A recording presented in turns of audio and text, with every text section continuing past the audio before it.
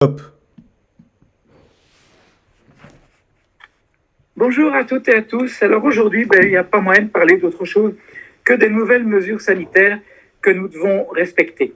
Le comité de concertation a tranché. Il prend enfin la décision de rouvrir les commerces, quand même une bonne chose, mais pour le reste, il nous impose un régime ultra sévère pour les fêtes de fin d'année.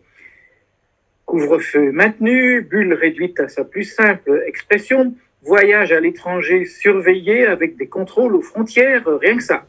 Pour ces derniers, notre gouvernement a vite perdu la face, puisqu'avec une logique indiscutable, l'Europe a constaté qu'une interdiction de déplacement n'avait aucun sens dès lors que les contaminations sont élevées partout. C'est assez évident. Si l'on vient d'un pays très contaminé comme la Belgique et qu'on se rend dans un autre qui l'est moins, ou tout autant, on rend plutôt service en réduisant les risques de transmission. Pour le reste, les nouvelles mesures témoignent d'une approche restrictive, répressive et pour tout dire autoritaire.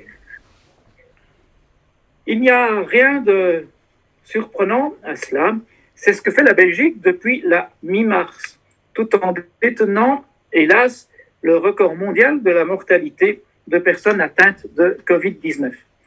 Une question qu'on ne semble pas se poser est celle du respect éventuel de ces normes. La population, il faut le dire, en a assez. Cela fait 9 mois qu'on la met sous cloche et beaucoup de gens se demandent si cela sert vraiment à quelque chose. Alors on en est réduit à utiliser la peur du gendarme. Et la ministre de l'Intérieur d'annoncer que pendant nos pauvres réveillons, la police pourrait bien sonner à la porte. Tout ça. Voilà, de la part du pouvoir, une belle façon de nous souhaiter un joyeux nouvel an.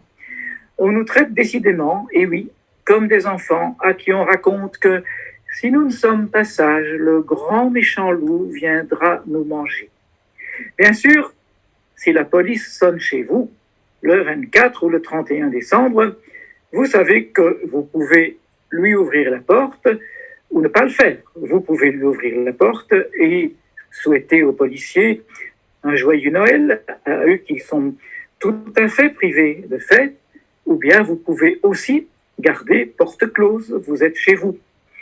Sauf dans des cas vraiment exceptionnels, les policiers n'ont aucun droit d'entrer chez vous et il est vraiment très très peu probable qu'un juge d'instruction leur délivre un mandat de perquisition pour vérifier si vous n'avez pas invité 2 personnes au lieu d'une seule.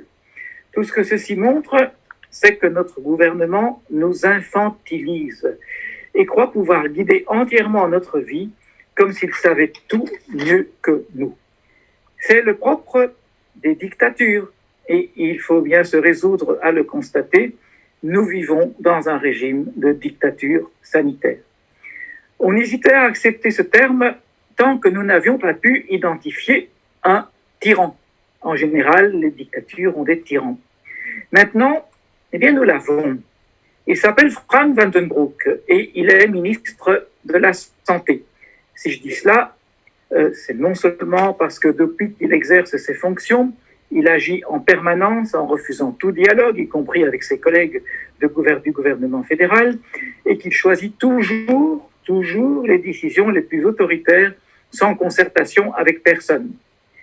Mais nous avons aussi vu ce week-end que c'était un grand maladroit.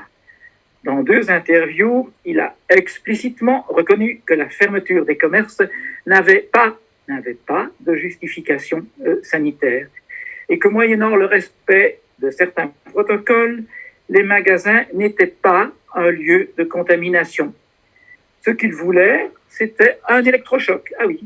Donc, l'on voit que des dizaines de milliers de commerçants n'ont pas pu travailler, n'ont pas pu gagner leur pain, que beaucoup d'entre eux ont fait faillite ou vont faire faillite. Et il faut même rappeler que quelques-uns ont été poussés au suicide.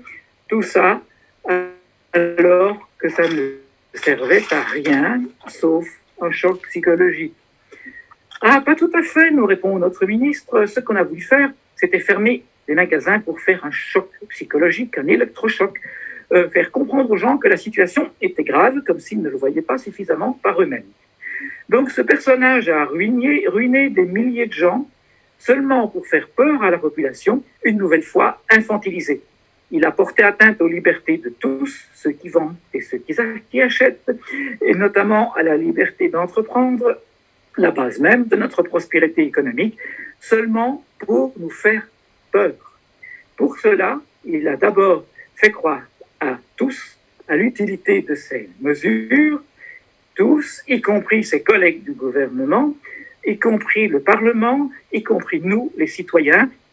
Ah oui, ce peuple que ce socialiste traite avec mépris.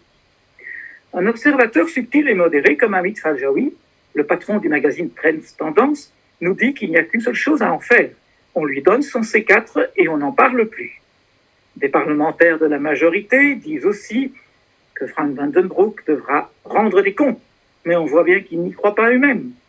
Dans un pays normal, dans une vraie démocratie parlementaire comme la Grande-Bretagne, un ministre qui se comporterait comme Frank van den Broek devrait démissionner sur le champ.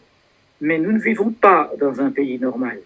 Le jeu des partis sauvera sans doute la tête de ce ministre.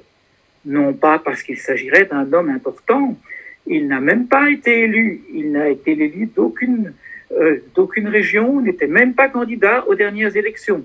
Il n'a été tiré de sa retraite politique que par un simple coup d'éclat de son jeune président de parti, le SPA.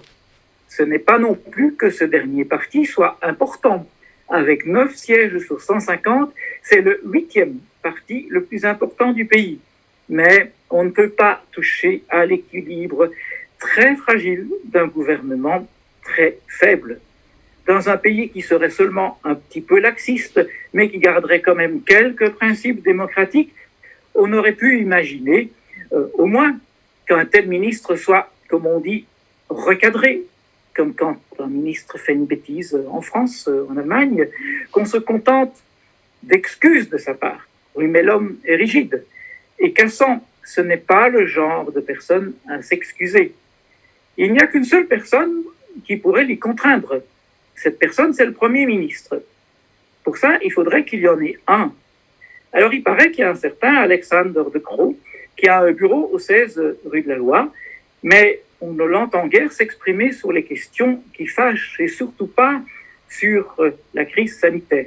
En quelques semaines, ce fils d'un très brillant politicien libéral, Herman De Croo, a perdu tout son crédit et toute son autorité, au point que nombreux sont ceux aujourd'hui qui parlent déjà du gouvernement Van den Broek Ier.